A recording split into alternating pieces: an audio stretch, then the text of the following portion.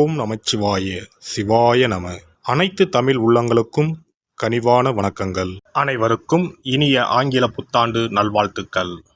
நிகழும் ஸ்ரீ மங்களகரமான குரோதி ஆண்டு மார்கழி மாதம் 17ஆம் தேதி புதன்கிழமை அன்று பிரதமை திதியில் உத்திராடம் நட்சத்திரத்தில் வியாகாதம் நாமயோகத்தில் பாலவம் கர்ணத்தில் அமிர்தயோகம் கூடிய நன்னாளில் இந்த ஜனவரி மாதம் பிறக்கிறது. பிறக்கப்போகும் இந்த புதிய வருடத்தின் முதல் மாதத்தில் உங்கள் வாழ்வில் வளமும் நலமும் செல்வ செழிப்பும் பெற்று வாழ்வில் உயரிய நிலையை அடைய எல்லாம் வல்ல எம்பெருமானை வேண்டி விரும்பி கேட்டுக்கொள்கிறேன். ஜனவரி மாதத்தின் கிரகங்களின் நிலை என்னவென்று பார்த்தால், ரிஷபத்தில் குரு பகவான் வக்ர நிலையில் உள்ளார். கடகராசியில் செவ்வாய் பகவானும் வக்ரத்தில் உள்ளார். கேது பகவான் கன்னிராசியிலும், கும்பராசியில் சுக்கிரன் சனியும், மீனராசியில் ராகு பகவானும் உள்ளனர். தனுசு ராசியில் சூரியன் புதன் இணைவு உள்ளது. இம்மாத கிரக பயிற்சி என எடுத்துக்கொண்டால், சூரிய பகவான் 14/1/2025 தனுசு ராசியில் இருந்து மகர ராசிக்கு பயிற்சியாகின்றார். 24/1/2025 புதன் பகவான் தனுசு ராசியில் இருந்து மகர ராசிக்கு பயிற்சியாகின்றார். இந்த கிரக அமைப்பினால் இம்மாதம் உங்கள் வாழ்வில் ஏற்படக்கூடிய சுபபலன் என்ன என்பதனையும் அசுபபலன் என்ன என்பதனை பற்றியும், அசுபபலன் ஏற்படுமாயின் ராசிக்காரர்கள் செய்ய வேண்டிய பரிகாரம் என்ன, வழிபட வேண்டிய தெய்வம் யார் என்பதனை பற்றியும் விரிவாக காண்போம். கும்பராசி அன்பர்களே, இந்த மாதம் அறிவுத்திறமை கூடும். சில முக்கிய முடிவுகள் எடுப்பதன் மூலம் நீண்ட நாட்களாக இருந்து வந்த பிரச்சனைகள் தீரும். இனிமையான பேச்சின் மூலம் எதிலும் வெற்றி காண்பீர்கள். வீண் குற்றச்சாட்டிற்கு ஆளாக நேரலாம். கவனமாக இருப்பது நல்லது. மற்றவர்களின் செய்கையால் கோபம் ஏற்படலாம். நிதானம் தேவை. வழக்குகளில் சாதகமான போக்கு காணப்படும். வீடு மனை ஆகியவற்றை வாங்குவதற்கு இருந்து வந்த தடைகள் நீங்கும். தொழில் வியாபாரம் எதிர்பார்த்த அளவு லாபம் தராவிட்டாலும் வருமானத்திற்கு குறைவு இருக்காது. தொழில் விரிவாக்கம் செய்யும் திட்டத்தை தள்ளி போடுவது நல்லது. உத்தியோகத்தில் இருப்பவர்கள் தங்களது பணியில் மட்டும் கவனம் செலுத்துவது நல்லது.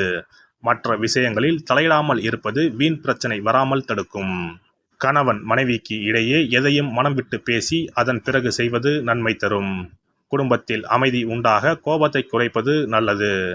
பெண்களை பொறுத்தவரை அறிவுபூர்வமாக செயல்பட்டு சில முக்கிய முடிவுகளை எடுப்பதன் மூலம் நீண்ட நாட்களாக இழுபறியாக இருந்து வந்த காரியம் நிறைவேறும். அடுத்தவர் விஷயத்தில் தலையிடாமல் இருப்பது நல்லது. கலை துறையினருக்கு பொறுமை அவசியம். பண வரவில் குறைவு ஏற்பட வாய்ப்பில்லை. எனினும் வேலை செய்யும் இடத்தில் சிறு சிறு பிணக்குகள் வந்து மறையும். கோபம் கலந்த வார்த்தைகளை உதிர்க்காமல் இருப்பது நல்லது. அரசியல் துறையினருக்கு உறுதியும் துணிவும் நிறைந்திருக்கும். பிரபலங்களின் நட்பும் ஆதரவும் கிடைக்கும். பணியின் நிமித்தம் காரணமாக வெளியூர் செல்ல வேண்டி வரலாம். மாணவர்களுக்கு எதிர்காலத்தை பற்றிய எண்ணம் உண்டாகும். மேல் படிப்பு பற்றிய சிந்தனையில் ஈடுபடுவீர்கள். சக மாணவர்களின் விவகாரங்களில் தலையிடாமல் ஒதுங்கி இருப்பது நல்லது. நட்சத்திர பலன்கள் அவிட்டம் 3-4 பாதங்கள். இந்த மாதம் குடும்பத்தில் இருப்பவர்களை அனுசரித்து செல்வது நன்மை தரும். வாழ்க்கை துணையின் உடல்நலனில் அக்கறை தேவை.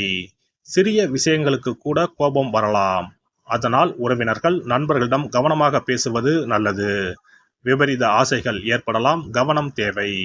சதயம் நட்சத்திரம். இந்த மாதம் பேச்சின் இனிமை சாதுரியம் இவற்றால் எடுத்த காரியங்களில் சாதகமான பலன் பெறுவீர்கள்.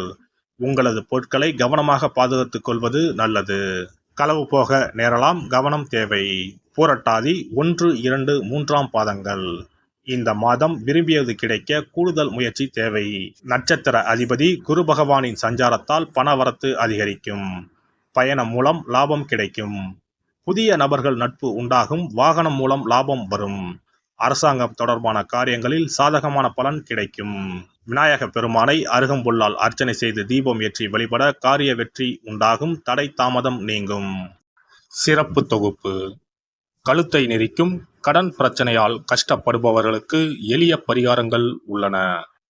ருண ரோக சத்ரு இந்த மூன்றுமே மனிதர்களை வெல்லக்கொள்ளும். அதிலும் கடன் பிரச்சனை கவலையை ஏற்படுத்தி மனிதர்களை கலங்க வைத்துக் கொள்ளும். கடன் பிரச்சனையால் கஷ்டப்படுபவர்களுக்கு எளிய பரிகாரங்கள் உள்ளன. இந்த எளிய பரிகாரங்களை நம்பிக்கையோடு செய்தால் நிச்சயம் பலன் கிடைக்கும். ஒருவரின் ஜாதகத்தில் 6ஆம் இடம் கடன் ஸ்தானத்தை குறிக்கும். கடன் பிரச்சனையால் இன்றைக்கு பலரும் தற்கொலை செய்து கொள்கின்றனர். சக்கரத்தாழ்வார் அருள் இருந்தால் கண்டிப்பாக கடன் பிரச்சனைகள் நீங்கும்.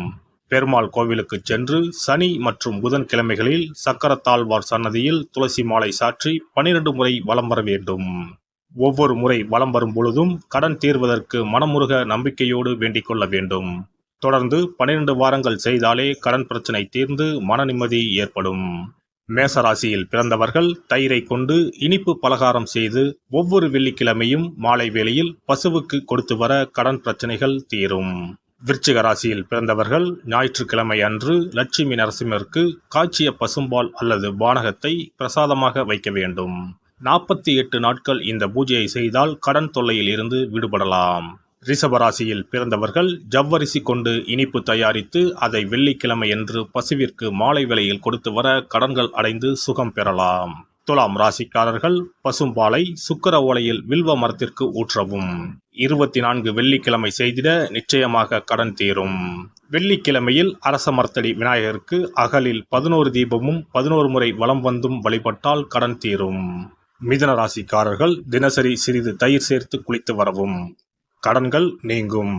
மாலை வேளையில் சூரிய தரிசனம் அஸ்தமனத்துக்கு முன் செய்து வரவும். கன்னி ராசிக்காரர்கள் சனிக்கிழமைகளில் உளுந்து வடை தானம் செய்யவும். அதை நீங்கள் உண்ணக்கூடாது. மேலும் துளசிக்கு தினசரி நீர் வார்த்து ஒரு மண் அகலில் நல்லெண்ணெய் விளக்கேற்றி வைக்க ருண நிவாரணம் பெறலாம். கடகராசிக்காரர்கள் ஒவ்வொரு ஞாயிறும் சிறிது வெள்ளக்கட்டியை ஓடும் நீரில் விடவும். கடன்கள் வெள்ளம் போல கரைந்துவிடும்.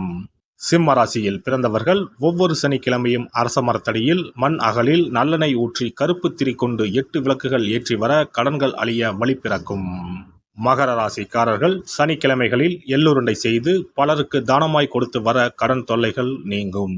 கும்பராசிக்காரர்கள் வியாழன் மாலை 6 மணிக்கு குங்குமப்பூ சேர்த்த பாதாம் கீர் செய்து மகா விஷ்ணுவுக்கு நிவேதனம் செய்து முதலில் தான் அறிந்துவிட்டு பின்பு மற்றவருக்கும் தானமாய் கொடுத்து வர கடன்கள் மலமளவென அடைபடும். தனுசு ராசிக்காரர்கள் செவ்வாய்க்கிழமைகளில் ஆலய பணிகளுக்கு செங்கல்கள் முடிந்த அளவு வாங்கி கொடுக்க கடன்கள் அடைந்து நிம்மதி பெறலாம். மீன ராசிக்காரர்கள் செவ்வாய்க்கிழமை அன்று மதியமோ இரவோ நோயாளிகளுக்கு சப்பாத்தியை தானமாக கொடுத்து வர கடன்கள் வேகமாக அடைய ஆரம்பிக்கும். குறைந்தது 9 சப்பாத்திகள் கொடுப்பது நல்லது. செவ்வாய் பகவானை மனதார நினைத்துக் கொள்வது நலம் தரும். பௌர்ணமி நாளில் குலதெய்வத்திற்கு படையலிட்டு வழிபடுவது சிறப்பு. குலதெய்வ படம் இல்லாதவர்களும் குலதெய்வம் பற்றி தெரியாதவர்களும் 5 முக குத்துவிளக்கை பூஜை அறையில் ஏற்றி வைத்து படையல் போட்டு கற்பூர ஆரத்தி காட்டி கடன் பிரச்சனை நீங்க மனதார வேண்டிக் கொள்ளலாம். இவ்வாறாக 9 பௌர்ணமிகள் விடாமல் இந்த பரிகாரம் செய்ய கடன் தொல்லைகள் எளிதாக தீர்ந்துவிடும். கடன் தீர்வதற்கான வழிகளும் கிடைக்கும். இந்த பரிகாரத்தை அனைத்து ராசிக்காரர்களும் செய்யலாம். எல்லாம் வல்ல இறையருளால் நீங்களும் உங்கள் அன்பு குடும்பமும் உடல் நலம், நீலாயுள், நிறை செல்வம், உயர் புகழ், மெய்ஞானம் ஓங்கி வாழ்க வளமுடன். இந்த வீடியோ பதிவு உங்களுக்கு பிடித்திருந்தால் லைக் பண்ணுங்க, கமெண்ட் பண்ணுங்க, ஷேர் பண்ணுங்க, மறக்காம சப்ஸ்கிரைப் பண்ணுங்க, பக்கத்துல இருக்கிற பெல் பட்டனை கிளிக் பண்ணுங்க. நன்றி, வணக்கம். ஓம் நமச்சிவாய. சிவாய நம.